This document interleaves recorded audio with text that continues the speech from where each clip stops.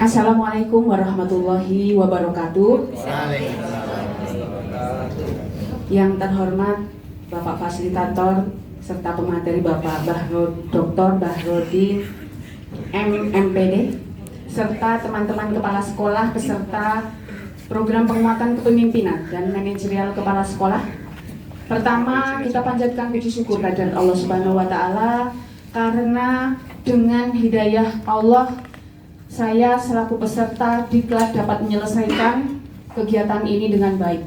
Yang kedua, saya terima kasih kepada Bapak Dr. Bahrodin MMPD yang telah membimbing kami sehingga memberikan pengetahuan yang baru yang dapat kami pelajari dan kami terapkan dalam ke-SD-an kami. Kemudian terima kasih juga kepada BBGP. Semoga kegiatan ini selalu berlanjut sehingga kepala sekolah yang lain nantinya akan tahu ya. Jadi dalam menyusun RKAS itu tidak secara otomatis ya. Jadi tahu dengan PBG-nya. Nah, untuk kesempatan ini saya akan melaporkan kegiatan on the job learning, program penguatan dan kepemimpinan dan manajerial kepala sekolah dengan judul peningkatan kompetensi guru tentang pembelajaran bermakna dan berpusat pada peserta didik melalui in-house training di SD Negeri Negara Jati 1 Cimanggu. Sebelumnya perkenalkan terlebih dahulu, saya adalah Abriani dengan unit kerja di SD Negeri Negara Jati 1. Tujuan dari OJL ini adalah 1. Meningkatkan dimensi kompetensi kepala sekolah, yaitu kepribadian, kepemimpinan, manajerial, kewirausahaan, supervisi, dan sosial. Yang kedua, meningkatkan kemampuan kepala sekolah dalam melaksanakan rencana tindak kepemimpinan sehingga nantinya dapat terus meningkat. Yang ketiga adalah meningkatnya kompetensi supervisi akademik berbasis coaching dan menganalisis modul ajar. Tujuan berikutnya adalah meningkatkan kompetensi guru, melaksanakan pembelajaran bermakna dan berpusat pada peserta didik. Nah, ini adalah profil dari SD Negeri Negara Jati 1. Dapat dilihat Bapak Ibu fotonya. Ini termasuk SD dengan cat baru ya, di Kecamatan Cimanggu. Saya boleh bangga, silakan cari di Kecamatan Cimanggu yang catnya baru adalah nomor 1 SD Negeri Negara Jati 1. Karena ketika saya datang Bapak, itu kondisinya memprihatinkan ya, luar biasa. Kalau saya bilang itu kumuh ya, saya malu kepala sekolah perempuan. Sekolahnya itu kelihatan tidak bagus seperti itu ya. Jadi saya programnya adalah dibantu dengan komite Bapak untuk mengecat gedung sekolah. Sebetulnya tingkat Pak di belakang itu kebetulan saya tidak melampirkan ya tingkat dengan jumlah kelas 6 ya. Nah, di sini saya jelaskan dulu bahwa SD Negeri Negara Jati 1 itu berdiri pada Januari 1957, berada di Jalan Telagasari, Desa Negara Jati, Kecamatan Cimanggu, Kabupaten Cilacap, dan ini adalah tetangganya Pak Ahmad Subarkat ya, dekat dengan kepala sekolah peserta yang ada di sini. Nah, kemudian jumlah tenaga pendidikannya itu sebetulnya 7 Bapak. Dengan kekurangan 1 guru kelas, tidak punya guru PJOK, kemudian tidak punya penjaga. Akan tetapi saya ketika datang ke Negara Jati 1 itu begitu kaget karena sekolahnya bisa bersih walaupun tidak punya penjaga. Itu bukan karena saya Pak bisa bersih, karena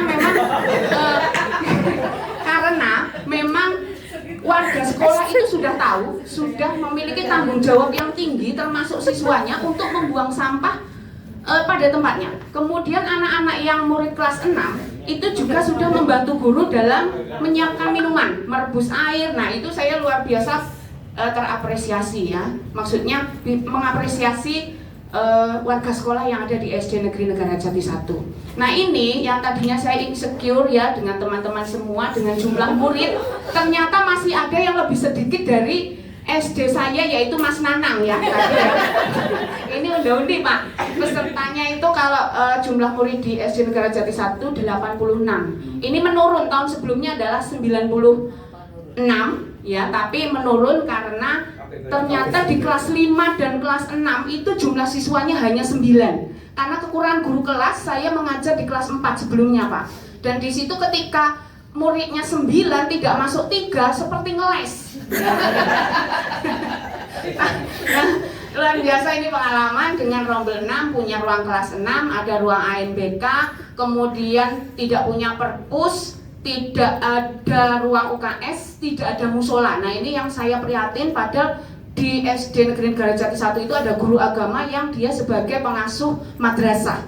Jadi di sini saya memberdayakannya dengan budaya positif. Setiap pagi Bapak di situ ada Asmaul Husna, kemudian bacaan surat pendek, ada sholat duha, ada sholat duhur berjamaah dengan asuhan Ibu Supriyatin selaku guru agama. Dan kemudian tahap berikutnya saya sudah merancang program tahunan dari komite itu membuat musola. Bapak mohon doa restunya, semoga bisa terwujud dengan adanya lahan yang saya kira di situ bisa disebutkan dan bisa dibuat oleh musola. Saya sudah menghubungi Basnas. Insya Allah mendapatkan bantuan 3 kali periode sebanyak 3,5 juta. Kemudian dari komite mendukung sekali, bahkan ketua komitenya ingin menyumbangkan hebel.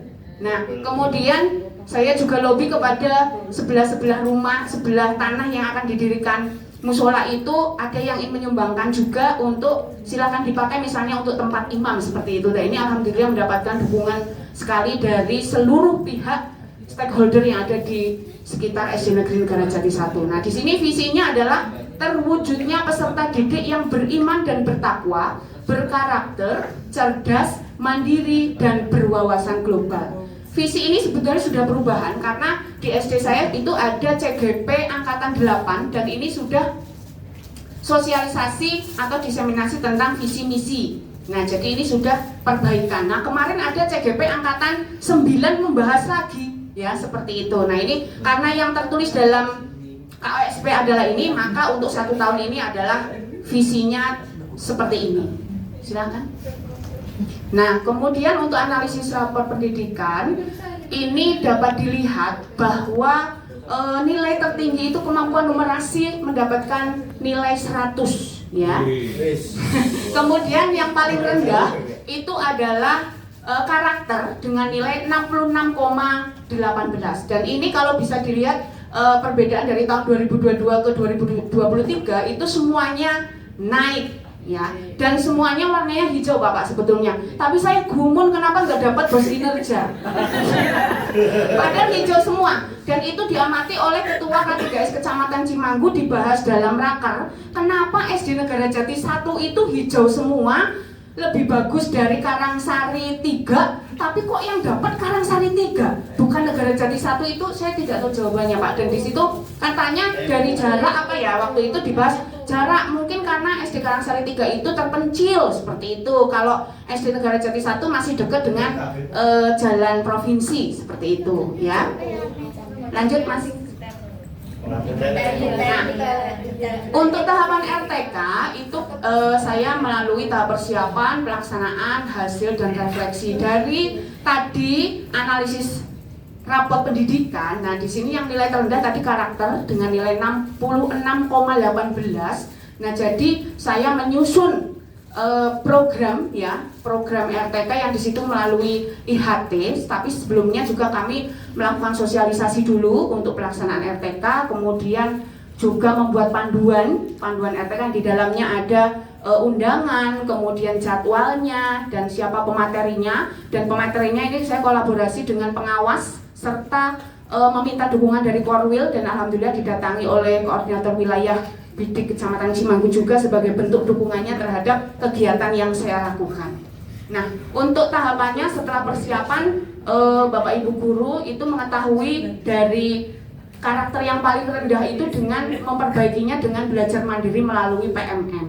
Dan karakter di sini yang paling rendah itu dalam belajar dalam pembelajaran. Sehingga tadi judulnya adalah peningkatan kompetensi guru tentang pembelajaran bermakna dan berpusat pada siswa melalui IHT di SD Negeri Negara Jati 1.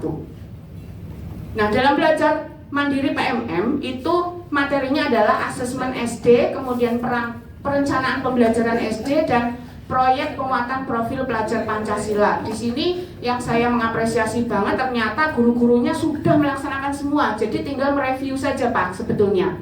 Sudah selesai semua, saya supervisi Bapak itu sudah selesai. Bahkan Buntin yang termasuk sudah senior, alhamdulillah juga selesai melaksanakan. Kemudian dilanjutkan IHT hari pertama, materinya adalah dari asesmen, kemudian ada modul ajar dan pembelajaran berdiferensiasi. Untuk pengawas sekolah itu materinya beliau menyampaikan modul ajar, kemudian untuk saya pembelajaran berdiferensiasi, dan satu lagi dari CGP itu tentang asesmen. Dan mohon doanya bahwa pengawas yang memberikan materi modul ajar malamnya meninggal dunia Bapak. Ya, mohon doanya atas nama Bapak Nono Sriono SPD, semoga amalan beliau diterima Allah Subhanahu wa Ta'ala. Itu adalah kenangan terakhir saya ketika IHT. Fotonya, kalau lihat fotonya masih terenyuh karena beliau adalah orang yang baik. Saya bersaksi beliau adalah orang yang baik. Kemudian di IHT hari kedua, di situ ada penyusunan modul ajar berdiferensiasi. Lanjut. Nah, untuk setelah pelaksanaan IHT sudah menyusun modul ajar berdiferensiasi, kami melanjutkan kegiatan yaitu telah modul ajarnya. Yang saya pilih adalah kelas 1 dan kelas 4. Kenapa? Karena biar terlihat kelas rendah dan kelas tinggi perbedaannya seperti apa, seperti itu alasan pemilihannya. Kemudian untuk modul ajar kelas 1 itu mata pelajarannya adalah matematika fase A dengan materi pokok penjualan sampai dari mata pelajaran IPA dengan materi pokok tumbuhan sumber kehidupan di bumi. Capaian pembelajarannya adalah mengidentifikasi bagian tumbuhan dan mendeskripsikan fungsinya. Lanjut Mas. Nah, hasil telah modul ajar kelas 1 itu sebetulnya sudah bagus, tetapi perlu dilengkapi lagi pemberian tugas untuk mempelajari materi selanjutnya. Kemudian pada teknik penilaian pengetahuan dan keterampilan itu belum ada pedoman perskoran atau rubrik. Dan kemudian untuk teknik penilaian itu juga belum ada untuk pembelajaran remedial dan pengayaannya. Dengan nilai perskoran untuk modul ajar kelas 1 adalah 85, kategorinya baik. Bagaimana dengan hasil telaah modul ajar kelas 4? Yang perlu ditambahkan adalah adanya penguatan profil pelajar Pancasila melalui ice breaking, kemudian belum ada pemberian pesan moral kepada peserta didik dan pemberian tugas materi selanjutnya. Kemudian dalam modul ajar juga belum ada pembelajaran remedial dan pengayaan dan teknik penilaiannya. Untuk skor totalnya adalah 83 dengan kategori baik. Lanjut. Nah, dilanjutkan kegiatan berikutnya adalah supervisi akademik berbasis coaching ya. Sama seperti mungkin guru-guru yang lain ketika dengar supervisi kepala sekolah takut. Padahal kita sebetulnya ingin membantu mereka ya menemukan kelemahannya atau mungkin hambatan dalam ketika pembelajaran sehingga nanti dapat menemukan sendiri bagaimana cara mengatasi solusi dari hambatan itu melalui diri sendiri ya.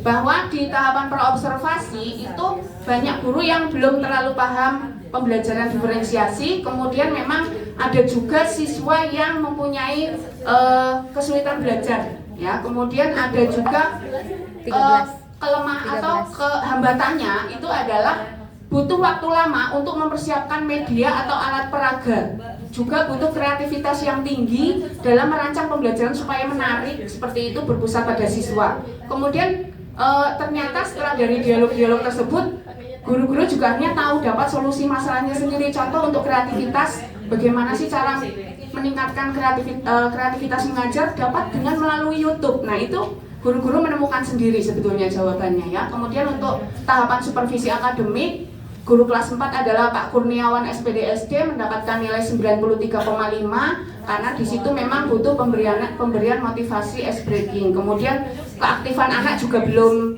aktif ya, kemudian belum ada keaktifan bertanya dan berpendapat.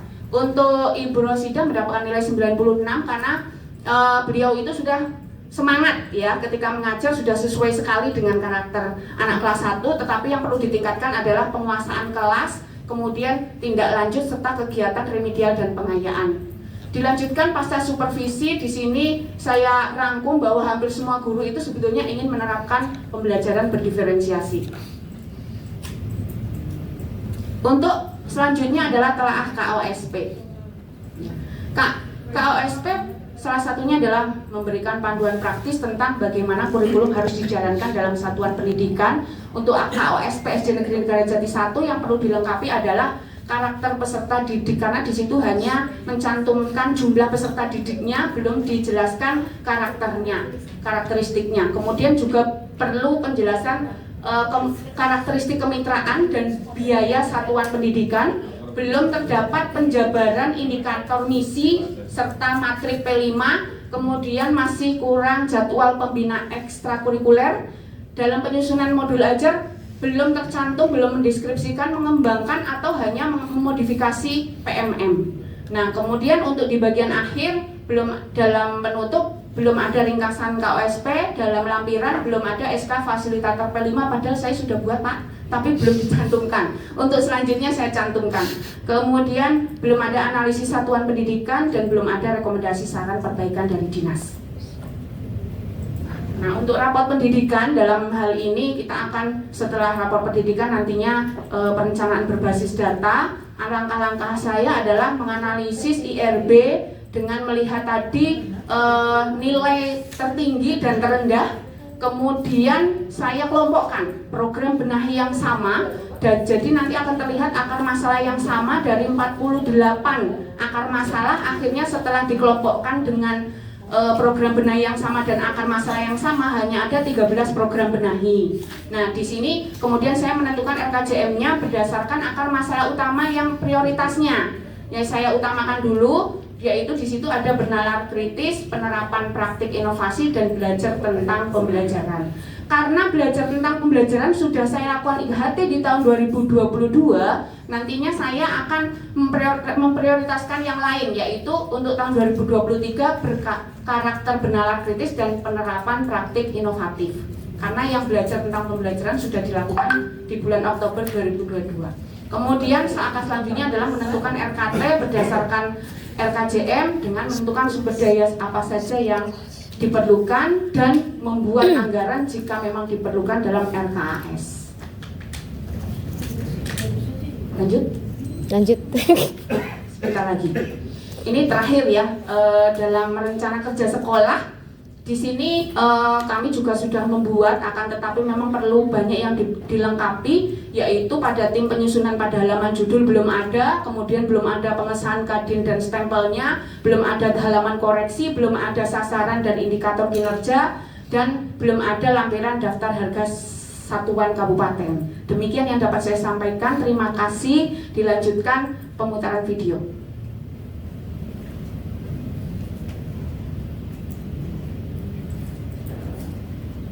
Maaf, izin Bapak, saya mengambil foto dari FB. Alhamdulillah saya mengikuti FB Bapak dan luar biasa kegiatan Bapak. Sama-sama pakai topi ya.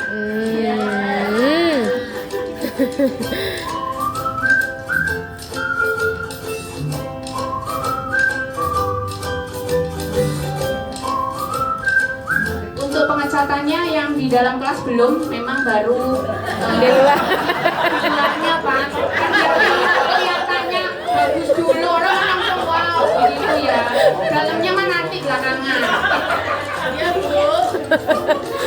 Casing ya, casing. Yang pasti malu ya kalau dilihat kan. Sebelum ditanya dijelaskan dulu ya.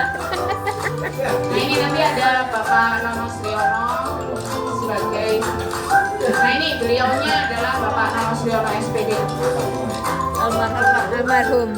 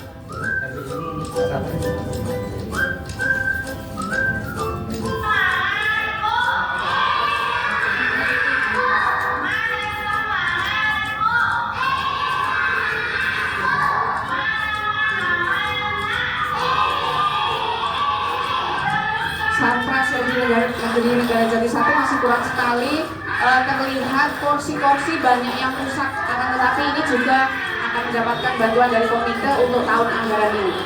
Semoga bisa terlaksana.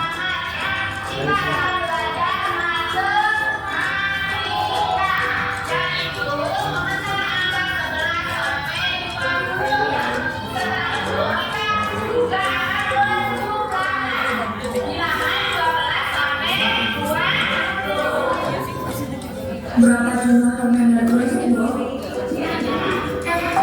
Oh, ternyata aku juga tidak tahu jumlah permen dan tulis yang dimiliki. Yuk kita tahu bersama jumlah permen dan permen yang dimiliki.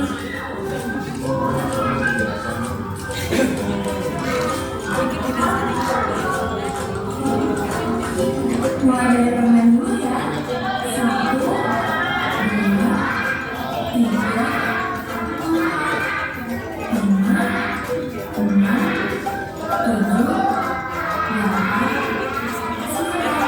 1, 2,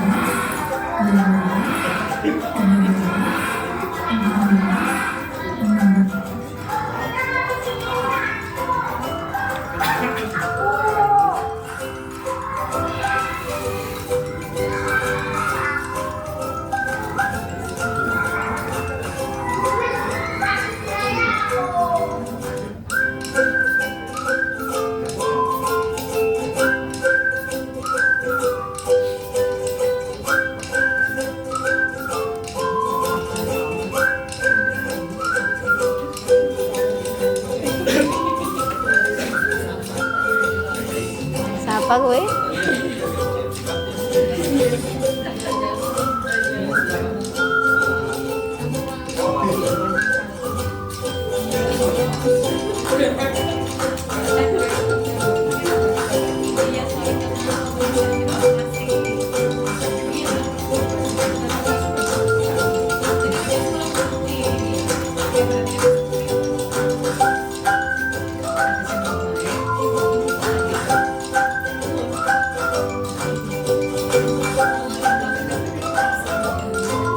Demikian Eksplorator pendidikan sudah dibuat perencanaan berbasis data secara lengkap sudah belum? sudah Sudah ya? sebisanya Pak. Nah, sudah Ya. di-print gitu ya, Pak? Itu saya masukkan ke laporan itu Pak. Oh, Oh, ada PBD-nya sudah. ya itu ngitung semuanya saja ya. Perencanaan berbasis data itu seharusnya dicetak tersendiri sebagai dokumen sekolah untuk dijadikan pedoman. Ya, walaupun panjenengan sekarang memasukkan dalam laporan itu, nanti di sekolah tetap dicetak untuk dokumen perencanaan berbasis data itu mulainya mestinya tahun 2024. Ya, yang di 2023 ini pun boleh melaksanakan yang berdasarkan rapor pendidikan secara. Ya. Nah, itu penting dokumen itu, dan sekarang semua sekolah itu kalau menyusun perencanaan harus berbasis rapor pendidikan. Nah, kemudian tadi KUSP-nya lah, semuanya saja ini ya, KUSP itu ya kan sudah mendapatkan informasi materi baru, pemahaman yang lebih baik lagi, maka pada waktu OJL kemarin itu atau besok setelah pulang ini ya mereview dan merevisi KUSP nggak apa-apa, boleh ya. Nah nanti direview revisi, kemudian nanti kita akan melakukan penyusunan KUSP lagi di tahun 2024. Review revisinya di tengah-tengah semester tidak masalah, boleh, karena ibu bapak mendapatkan sesuatu yang belum tepat yang dijadikan untuk